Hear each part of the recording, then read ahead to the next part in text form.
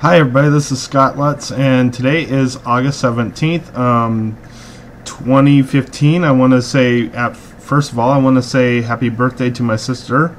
And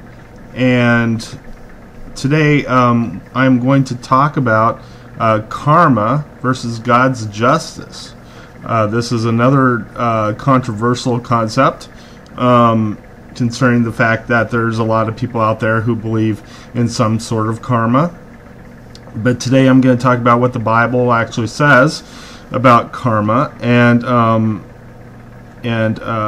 where the idea of karma actually comes from and what it actually means. Today we're going to read out of Galatians 6, 7 through 10. Anyone who receives instruction in the Word must share all good things with the instructor. Do not be deceived. God cannot be mocked. A man reaps what he sows. The one who sows to please his sinful nature from the nature will reap destruction. The one who sows to please the Spirit from the Spirit will reap eternal life. Let us not become weary in doing good, for at the proper time we will reap a harvest if we do not give up. Therefore, as we have opportunity, let us do good to all people, especially to those who belong in the family of believers. Now, karma is originally from the Hindu and Buddhist and other Eastern religious ideas. To be honest with you, our idea of karma has nothing to do with the true meaning of what karma really is. According to my research, which I had to look up to do this message, karma comes from these religious groups who believe in reincarnation. They believe that if you do good in this life, if you're a good person, then you return to this earth as someone who is going to be wealthy, well established, or a king, someone who is rewarded for doing good in their past life. If they're evil people, then they return as a lower life form, as like an animal, or someone who is poor and who has no future in this life. So the idea of karma is different from what the biblical perspective it really is. Karma is not biblical, and it is not anywhere near what Jesus taught us to believe in.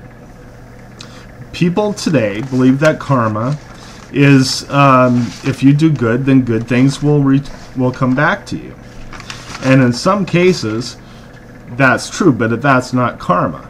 In other cases, it's not true. Those who do good sometimes find themselves unable to receive good things back. A lot of people who do good things will end up doing will be doing these good things without anything in return. If they give money to the poor, then they receive no money back. If they do good to those who need us to do good to them, they sometimes don't receive good back. The truth is, a lot of times in this life, evil people will sometimes get rewarded bigger than a good person does. So doing good to somebody doesn't necessarily mean that you're going to get something good back. A lot of wicked people have good big houses, they're rich, they're wealthy, they do not need any financial help. They've got their debts paid off, and they've got big families, and they are wealthy beyond imagination. let's look at one person that I'm talking about. Al Capone was a criminal and who killed a lot of people, and he would cover up his crimes by doing good for the public by opening soup kitchens and feeding the poor. However, on the other hand, he did plenty of criminal activity which caused a lot of murder. And therefore, you cannot say that if karma were real, why did he get away with all the murder? Why did he?